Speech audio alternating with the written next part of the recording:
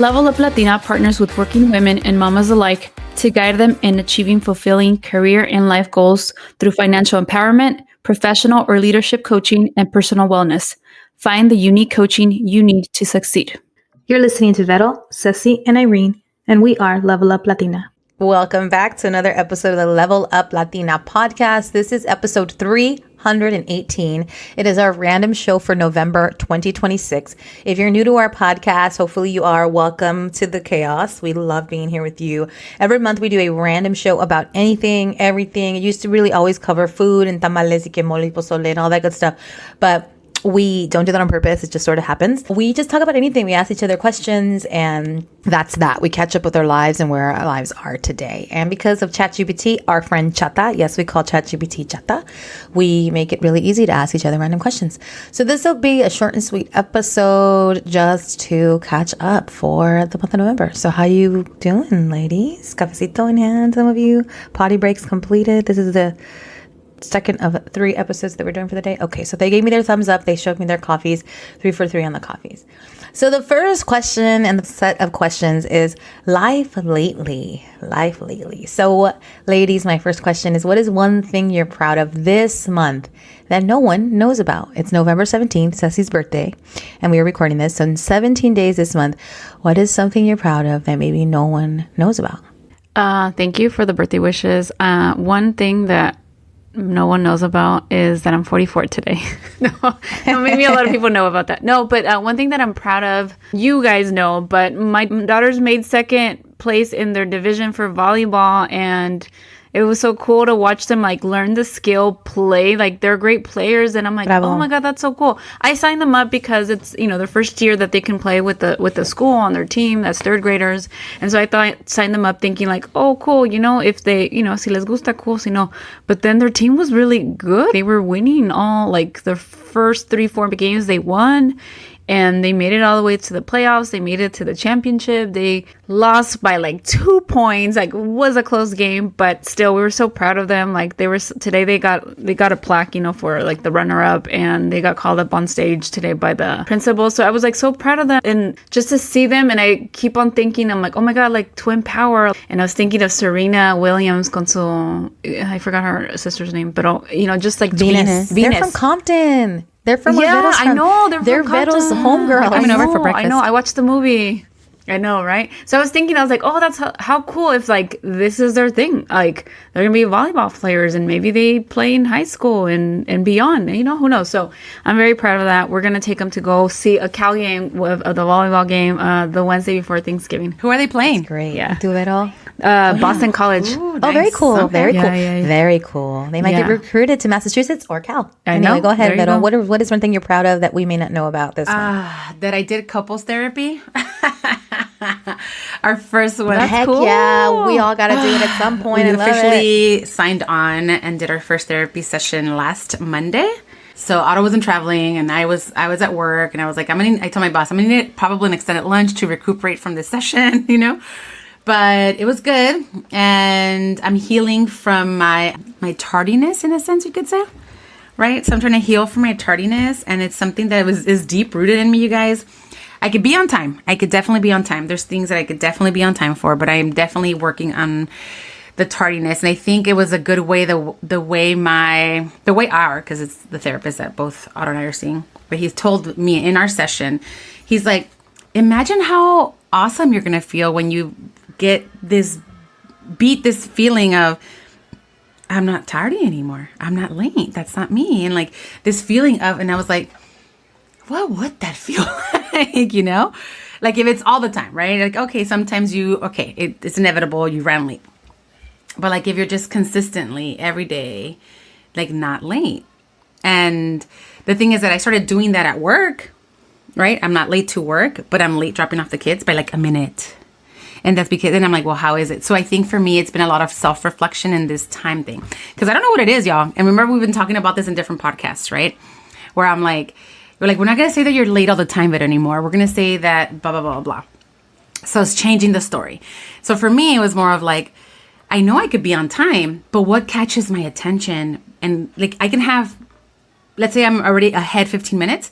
Something I will do, something happens.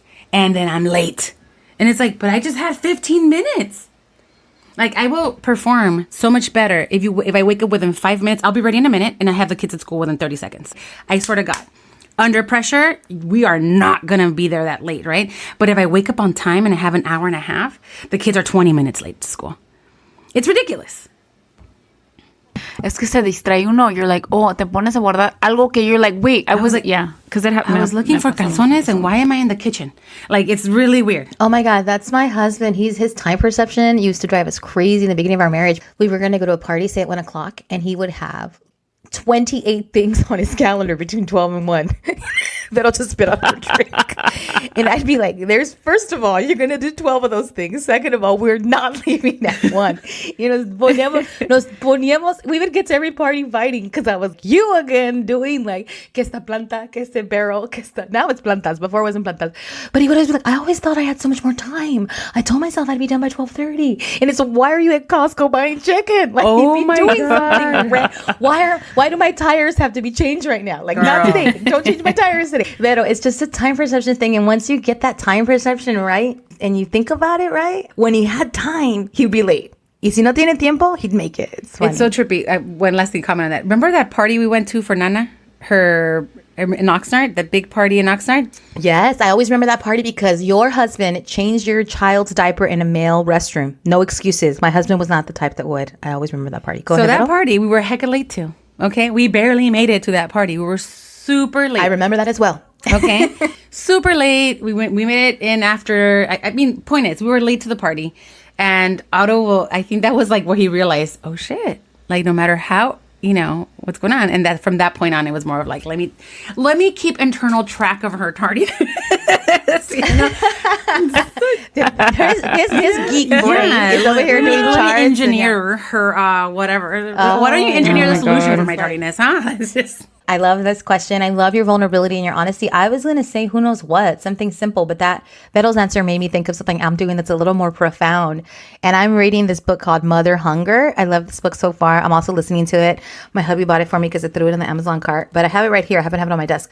Mother Hunger by Kelly McDaniel. It's a good book for you, I think, too, Ceci, because it's really good for grieving. I was on Instagram and someone randomly said something that quoted this book, and I was like, man, I felt seen. That quote was so deep. I'm not going to remember the quote now, but I felt seen. But one of the things that I think drew me at that time was because of that week, my mom had given me a call. This was maybe like 2 weeks ago. It was November, I think, already.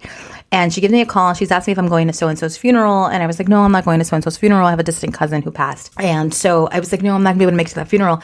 Y se puso a regañarme. She's like, ¿cómo no vas a ir? And she started yelling at me like a little kid. And my mom doesn't talk to me like that anymore and has never really talked to me like that in the last couple of years because I've done a lot of work through therapy to just sort of understand my mom communicates a certain way and it's not personal.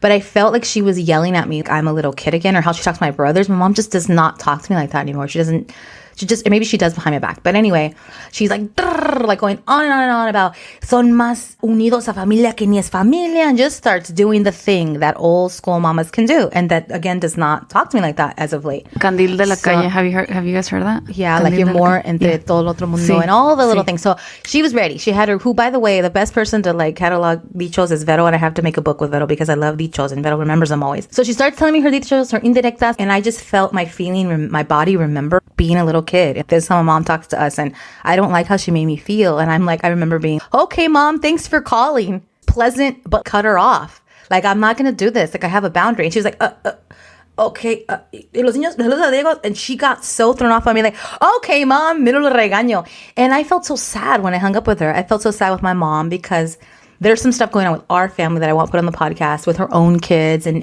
health and stuff. And she doesn't know that. We keep her in the dark for her peace and her health. But I had this feeling of my poor mom. Like, I wish that, and I don't mean that my poor mom, like the victim, my mom, but I mean like I had sympathy for my mom in that moment because I felt if my mom communicated differently, and she never will, it's okay. She never will. I'm an adult. She's an adult. She never will. I feel like her family would be closer to her. She's all worried about us going to this person's funeral. Her own kids aren't very close and don't communicate very well. I had all these thoughts about like the dynamic of my mom's relationships and her communication style and her as a mother. And then that quote on Instagram, Mother Hunger. And I was like, man, I have like a mother hunger, like, because I was thinking a lot about like, I'm never going to change the way my mom communicates. This is how she communicates. It doesn't stop being hard. And because I tend to be pretty good about it, and I don't react like my family all the time. I'm not perfect. I can sometimes have reactions. It really was great to get this quote, and I love this book. And what this book talks about primarily is just if you ever felt the need for something from your mom that you just don't get, it's good to process that and to see how that's manifesting in your life and what that's turning into. Is it chronic tardiness? Is it a love of food? Is it a love of promiscuity? Is it love in the wrong places? Is it toxic relationships? If there's something you need from your mom, you got to kind of process that your whole life. Because I've done therapy about my relationship with my mom. And here I am, like 4 years later, reading this book. And it's been so awesome. I love this lady's voice. I can only really get into audiobooks if I'm feeling it. Sometimes I'm like, damn, that audiobook, I want to hear it so much. Yeah, but the voice is, true. I'm not feeling it. Like the voice has to be the voice. And this voice is doing it for me. I don't know if it's read by the author. But if anybody's having any sort of feelings towards their mom or hunger towards their mom, and again, if you're grieving a parent, it also works too because you want to be able to get past this grief. This was written by a woman who grieved her mom for 10 years because her mom died when she was 18. And she just always felt she had a mother hunger. That's how the book opens, Ceci. Because she didn't have a mom in all those years. Because she just, life dealt those cards. And you imagine growing up in 18 and 28 and 38 and always feeling like your mom wasn't in your life, right? Because she couldn't be. So great book. This is what I'm proud of. I know I went on and on and on because I think this is valuable to other women. So this would be the tip of the day. This may not be your issue, but if you have a similar issue, it's really primarily about mothers. It won't work for fathers, and it's primarily for women, not men. So Kelly McDaniel, Mother Hunger, is the tip of the day. All right. Enough of the heavy. Whew. I just wanted to say I was very proud of that. Next question. It's about relationship and familia. So we will go into the segue. What is something your partner or kids did recently that made you smile like super big? Something your partner or kids did recently that made you smile super big. I think for me, it's always like my husband indulging me with my craziness. Well, something I did to him yesterday. It was his birthday yesterday, and we had celebrated Saturday night and stayed up late, or later for us, right? So we went to mass, went to lunch, and then came back, and we were just tired. And so he was taking a nap, and he slept for 2 hours. And then when he got up, I was like making him pretend that, or I was pretending that it was like in the morning, like Saturday morning. I was like, yeah, it's not 6 p.m. It's like 6 a.m. I was like, yeah, we're going to go to mass right now. Chula. I was like, yeah, we're going to go. They told the girls. I was like, pretend, tell so puppy, like, smart. pretend that it's the morning, that we're like, yeah, we're getting ready for mass or whatever. Happy. And I did. Oh, in the morning we had woken up and I had played Las Mañanitas for him, and I did it again. Like, I did it. Bueno, felicidades, chulo. And he looks at me and I was like, felicidades. Felices 40. You're Sorry, so made me laugh. funny. And so I put the girls on it and like, yeah, papi, vamos a ir ahorita la vamos a desayunar a Portos, and then we're going to go to mass. Chulas. And I kept going like for like the rest of the evening, más o menos. And it was just, I don't know. It was just made me more than laugh. I mean, more than smile, it made me laugh because, yeah. So something that I did to him, and he just indulged me. He's like, ay, chula. And then, siempre me sigue mi loquera, like I just grab him like, let's dance. And there's no music playing, and he's just like dancing with me in the kitchen. That makes me smile. Y tú, Vero, something your kids or your partner did to make you smile big. The kids make me smile often because they say some random stuff, right? But Maurita will get her little manitas and just grab my little cheeks. And she does that so cute. Like, she'll just grab my little face so gently. And then she just looks at me and she just kind of like smiles, right? And she's just like, te amo, mami. Like little things like that. Otto does something every day. Yesterday he did it a lot and I felt so bad for him. I have no butt, you guys. I have like such a flat booty, right? I'm not working out like I used to, so not even my muscles are there, right? So we kept credit card declining each other, like, yo paso y le hago decline, and he'd be like, what? Did you say what? And I was like, you know what I said. And then he'll do it to me, or me agarra la booty, and I'm like, oh, baby, I'm sorry. Like, no hay nada allí. But it's cute. I think it's cute that we both try, and do that. It's just funny. I think it's funny and cute. And when he does it, I'm like, perv. And I feel so bad. Like, I should buy myself some fake nalgas or something. No, do the exercise that your mom used to do. Que decías que, like, hold on. He married you with those nalgas. He loves them the way they are. I'm sure of it. One thing that has made me smile as of late, and I talk about my oldest son a lot, but it's because it's new territory for me. So young moms will talk about their babies in the young territory, and I will talk about the adult child territory. I am so fulfilled by my relationship with my 19-year-old son right now. And maybe it'll change one day, and I'm sure, and he gets married or has kids of his own and stuff like that. But he is so impressive to me, and he makes me smile. And I feel like he's made me smile all month. First of all, he got a job. He already has a job. He has a great job, a California remote job. But he wanted to get another job, and he applied to so many jobs, and it's so hard to find a job, period, in this market. But as a young student, and he applied, and he applied, and he applied, and he kept applying. And he's like, Mom, I've applied to like 20 jobs. I'm so over it. And he had told me like a month ago, like, the easiest job to get here is at a bar, because it's like 80 bars. It's a college town, I don't want to work at a bar. I don't want to work at a bar. All my friends work at bars. The other day, he's like, finally, forget it. I did it. I got the job at the bar. Anyway, he's like a bouncer at a bar or whatever, but it's awesome. We've been talking about his job or whatever, but this was like the sweetest thing. When I called to check on him or text him about something about the bar. Yeah, I think this was happening. I wanted to say it in sequence. I think the first thing I did was like, how was your shift today at the bar? Because he worked like on Friday and Saturday night. And he's like, it's good, Mom, miss you. Said he missed me. What kid is at a bar at that age working, has time to text their mom that they miss them? And I thought that was very sweet. I asked, and his response was like, I miss you. Like, before we even got into anything or any details, he just said he missed me. And I thought that was very sweet. And then the next day we talked about it. I called him on my way to San Diego. I was driving to San Diego. And then I missed his call. He was cooking his morning breakfast. And he's like, call me when you see this. And I call him back. And I didn't want to bother him. I knew he was going to sleep in late, probably from working at a bar. He got out at 2, 3 in the morning. And he's telling me all about working at the bar and da-da-da-da. But then I have to go into this thing. I was speaking at a panel this weekend. And so I had to go. So we never could really get into it. So I'm like, oh my goodness. And he's like, no, just text me when you're free. So I text him and he's like, oh, I'm at the tailgate now. His fraternity tailgate where they party before football games and he's vibing and he's jiving, you know. What 19-year-old wants to talk to their mom while they're at a tailgate in college? And I'm like, oh, it's cool. Then like, we'll connect later. No, Mom, I'm just at the tailgate. Like, we're just eating. We just came for the food early. Like, go ahead. I can hear all his friends around him. I could even hear their conversation talking about something about the Ole Miss tailgate a couple weeks ago. And he was stopping what he was doing in the middle of the day in front of his friends at a fraternity house that I've been to that's huge. And it's like partying and drinking. And I know that his friends are around him and there's vibes. And he's stopping what he's doing to talk to his mom. And I'm thinking, like, when do I stop? Like, do I stop? And I'm thinking, he wants to talk to me right now. Like, I already asked. He said it's okay. And it just made me smile so big. I always think for my kid that, oh, I don't want to impose, or, oh, what I was like at that age. They're not like me. I was a different college kid. I did not call my mom in college. I was not going to call my mom in the middle of a tailgate. And that's okay. That is okay. Vero would call her mom. Okay, great. ¿Tú sí? No, So yo no. my mom knew. My mom knew No. about parties, you guys. She knew about all My that mom stuff. didn't know we She were would- partying. But would you call her from the party? Like, When I talk to finally her got a during the cell party? phone, yeah. Oh, I love that. Yeah. Vero's and my kid, and it makes me so proud and gives me such a huge feeling of, I just love that the things that I think that he won't do and who he isn't, because maybe that was me, or maybe I don't want to impose. And it makes me smile so bright I don't even want to put these ideas in his head. If he ever hears this, son, don't change. I love this about you.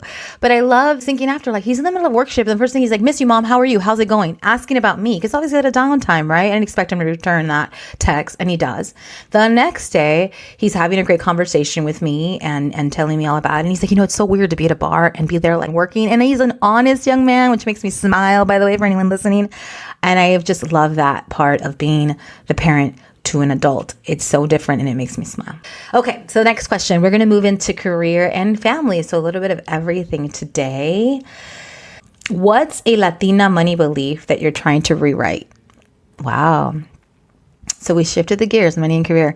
What's a belief about money that we are trying to rewrite? My mom often talks about all the ways that she was afraid to do something. She wouldn't take money risks. My mom was afraid to take money risks. And I don't blame her. Life and times were different. But she always looks back on like the house she could have bought or the things she could have had. She always wanted to have a Mercedes and never bought it. She always wanted to buy like another property and had the opportunity and didn't do it. And so that's one belief that I like to rewrite, that having great money moves and great money in the long haul takes risks. It's really scary, but you have to take money risks. You have to go for it. And I think my mom took money risks. Of course she did. Of course she took them. But she always talks about regrets because it was risky. It was risky. And she was a single mom. And she was raised me to be like, be careful with the risk. Be careful with the risk. But she does speak now to the regret. And so I'm trying to rewrite. Am I going to regret this? Am I going to regret this? Like this money move or that money move, like spending money on myself or overdoing it. And like my budget for vacations is like huge. And I'm like, am I going to regret that? And I never actually regret it. It all works out and God is good. And there's a way and a path forward and money comes and flows and abundance is there. But my belief that I've rewritten is that I need to be afraid to go for it or afraid to take that risk. I want to be more of a risk taker. And I've continued to be over the last several years. And I've learned from what my mom, I think, had programmed in her head. And unfortunately, it kept her from making financial moves that could have been good. For me, I feel that I started accepting like just money is money, right? The money is money thing. But I feel that for me going into a marriage and kids like so abruptly, my money kind of just got out of whack. I felt so out of whack. So I think recently I've been paying more attention to it in a sense of like being, like I think the last years when we're talking about, it's going to be a grocery budget, it's going to be this, like where is our money going? Because even though thankfully I was so glad I was able to stay away from work for 7 years or be able to be with the kids for 7 years at home, the whole money situation can really bring stress, right? It's like no matter what. But I feel that because it was out of whack, it's really hard to get back aligned into this money flow, you could say. So especially when your partner also thinks of money very differently. So I have to kind of bring the calm into the storm of the money situation. And I'm like, I was never the kind of person that was consistently stressed about money, right? The way money would show up, the way money did the things for us. And I'm like money does this for us, right? So very grateful and at the same time very aware, but now more mindful as to like this money that we do get. How are we putting this to work for us, right? And then right now, maybe it's not the investment part, but it's like, we don't want to have the stress because we already have so many other stressful things happening, right? We have 4 little ones. We both have jobs. Who's doing this? Who's doing that? And life is stressful already. To add the cherry on top, which really allows for our life to flow, is our incomes, right? But how do we streamline it that it's not going to cause active stress? So I think for me, it's been being more aware of that, like being more aware of like, here's what's coming in. It's not like hold on tight to it, but more of like, we're going to flow it freely to the streams that it needs to flow to, but be aware that this is where we need to be. So I think just the awareness more than it used to be for me. Like when I was independent by myself, it was more, I already knew this is where my money went. And it was not an issue. The only thing is that once you have a partner that spends money differently, that sees money differently, it kind of poses that, it puts you in a position of like, well, let's reevaluate. And instead of getting stressed out and kind of say, limit the flow of the money, it's more of like, well, the money's coming in and it's going to go out, but which way do we want it to go? So I think right now I'm building that dam to see how do we control it and manage it to not just overflow. So I'm relearning these habits of awareness of your money. Very good, very good. ¿Y tú, Ceci, what do you think? A belief you're rewriting? I think a mí me ayudó el estar casada because before it was like whatever, I have this money, whatever, y no lo cuidaba. So just to be mindful to have a budget for different things and have, check-ins a couple times a year, like, oh, we got a raise. Okay, well, now this extra money, ¿qué vamos a hacer con él? And the belief that, when there's that extra money, like, no, like, gastárselo así, like, okay, now there's extra money, like, is there anything that we need? Maybe we can splurge on something, or if not, like, okay, I que actuar como si no estuviera, because we don't need it. So let's invest it because we have bigger goals financially in the long run. So that no gastarse todo así de un jalón. Very good. I hope that other women will take all those tips and make them their own if they made sense, or share theirs with us on Instagram or email us and all that good stuff. I'm going to ask one final question. This is kind of a rapid fire question, but end of year. We're wrapping up the year pretty soon. We don't have too many shows left for the end of the year. What is one thing you're not going to do in 2026? I am not going to think that I can do it by myself. I'm doing another workout challenge, and it's awesome. And it's with the same girls that I do it with. And this is our 3rd one this year. And when we're in these challenges, we kill it. And I remember telling my good friend who's organizing it, this is my second week or third week. This is our third week today. Starts. I said to her, let's do it, but let's make it harder, like harder to get eliminated. So we used to spend, I think, like $75 to be in the challenge, and you'd get it at the end of 6 weeks. And our workouts were either like 3 or 4 times a week. And it was like a number, like 30 minutes or 45 minutes. This one's getting harder. Every week's gotten harder. It's like started with 3 for 30 minutes. Then it was 3 for 45 minutes. And this week it's 4 for 45. And it's going to end at week 6. And it's like 6 1-hour workouts. Point is, super jazzed. Love the group. She recruited new girls. And the truth of the matter is that I've been on it all year because I've been in workout challenges. I may not look the thinnest, right? I may not seem like someone who has Pelotoned 152 times on my Peloton, but I have because of this freaking group of women that does this challenge. And so next year, I'm going to find a dang way to always be in some kind of challenge, because I will do it for the team. I will do it to show up because I'm about to lose money. I will do it because my homegirls are doing it and we send each other texts every day, but I don't have to do it alone, and definitely not working out. I'm a workout group person. I just am. Even though I'm by myself in my Peloton, I need to have the group component to succeed. I've done it 3 times this year. I need to not forget that. Something that I'm not going to do in ASMR. No. Something that I'm not going to do in 2026 is I'm not going to do those cleanses. Like, I know that los 10 días, I was like, I already know how to eat healthy. Like, I don't need this, like, super strict. I did it like 3 times. And then like the last 2 times, I think I cheated. I was just, I would cheat. I'm like, I already know how to eat healthy. I'm going to enjoy what I like. And I'm good with like my own discipline with exercises. And I'm just going to go with that. Love it. Some things can end. We said that on the podcast earlier. Some things can end. Y tú, Vero, what are you taking or not taking, I should say, into 2026? What am I not taking into 2026 is signing up for things and not doing it. You know what I mean? Signing up for things and not doing it. It could be, it's a variety of things. Like, I've signed up for a workout challenge, didn't do it. I just have to realize that I don't have the same time that I used to have, and then kind of just allow myself some grace that even if I want to do it, and I sign up, I have to commit, right? And it's like more like, just don't sign up and say you're going to do it and don't do it. You guys know me. I like to show up, and I feel so bad afterwards when I'm like, I just paid to do that and I didn't do it, you know? So I'm going to stop signing up for shit that I'm not going to be able to do. And simple as that. You know? Yeah. Love it. I love it. All 3 of us gave wonderful things in our little segment here at the end that you should also think about. If you are signing up for things you don't want to do, it's okay.